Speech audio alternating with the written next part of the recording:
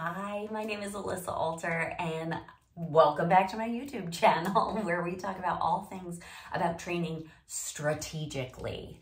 So last time we met like this, in my last video, we talked about tight shoulders and how to address them.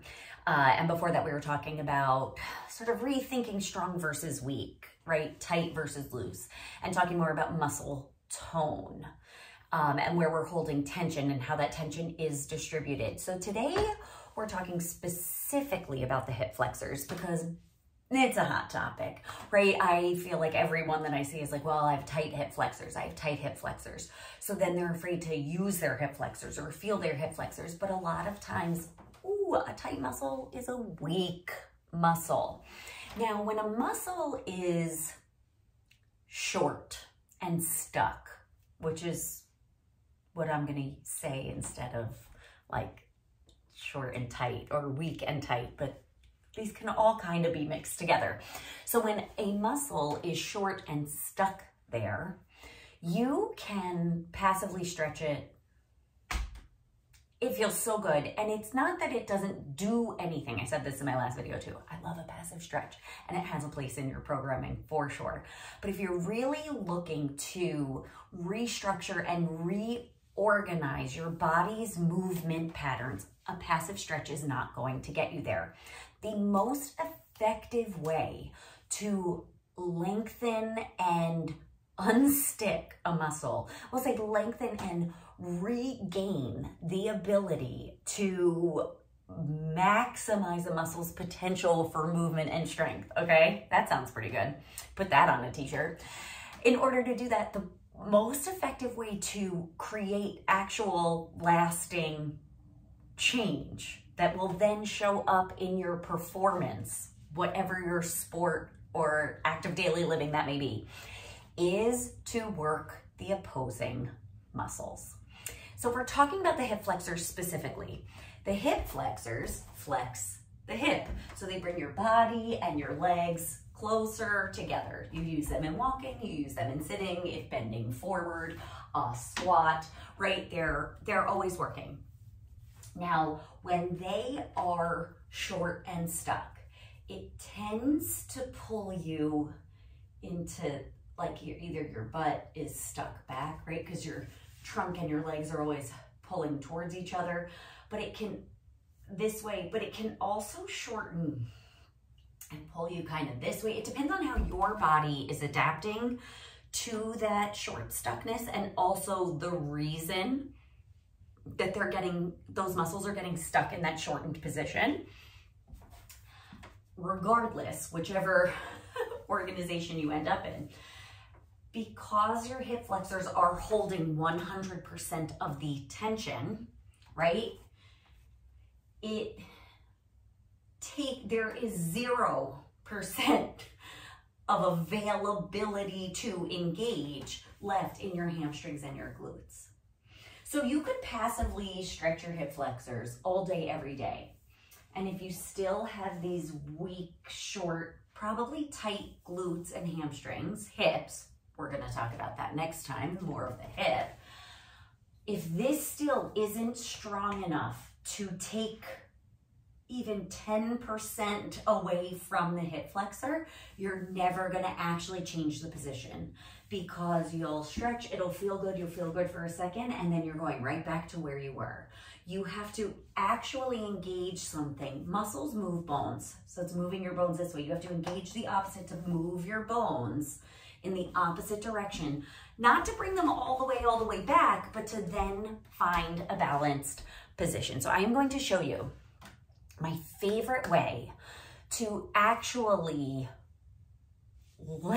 unstick and lengthen your hip flexors by using your glutes and your hamstrings and maybe even a little bit of your lower back. But I know that gets like a little, you might get freaked out if I say we're gonna work your lower back. People tend to get nervous about it. I promise you're safe, okay? Because I am very specific with my wording, so do what I tell you. And we're gonna use feedback from the floor or the mat or carpet, whatever you're on, to create boundaries with landmarks on your body so that you will feel it immediately if your body is trying to cheat and not make the change. And I'll make it so that it's like really difficult for you not to do it. We're creating situations where your body kind of has no choice but to do the right thing. Okay, so let's get down on the floor.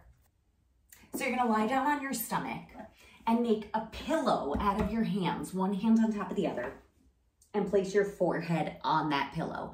The reason for that is then your whole spine is straight, your face is not smushed on the floor, and the back of your neck is long. But for right now, I'm gonna pick up my hand and look at you so that you can hear me. When you're laying on your stomach, you may notice that your butt is kind of lifting up, and that's from those short hip flexors. So step one is to press your pubic bone down into the floor and make your pubic bone heavier than your belly button. And when your pubic bone is heavier than your belly button, and if you squeeze your legs together, sometimes doing this is enough. You might feel some burning in your inner thighs because they're actually working. You'll feel, maybe you don't even feel the engagement in your lower back because your thigh bones relationship to your pelvis is actively changing and your body's kind of like, what is happening? So you don't get any other feedback. But your lower abdominals are working just enough to support your lower back so you don't fall into that back bend again. So you're pressing your pubic bone down into the mat, heavier than your belly button. Your legs are zipped together so you physically feel them touching. You can stay here. This could be step one. Step two, your pubic bone stays heavier than your belly button, and you lift your right leg just to hover off the floor, keeping your pubic bone heavier than your belly button and your inner thigh squeezing towards each other. Your butt will try to lift. Your leg will try to reach out to the side. It will try to get out of here, and you're not going to let it. Your pubic bone is heavy. The right leg is just hovering. Pubic bone is heavier than your belly button, and then lower down. Other side, you float the left leg up. Pubic bone heavier than your belly button. Inner thighs drawing towards each other. If you lift your leg too high, your pubic bone has to get lighter than your belly button because of how skeletons and bodies work. So the leg is not high. It's just it's just lifting off. I mean, my thigh is still kind of touching the floor, but my lower leg is off. It's like a hover, and then lower down. And then you can repeat that on each side and let me know what you discover.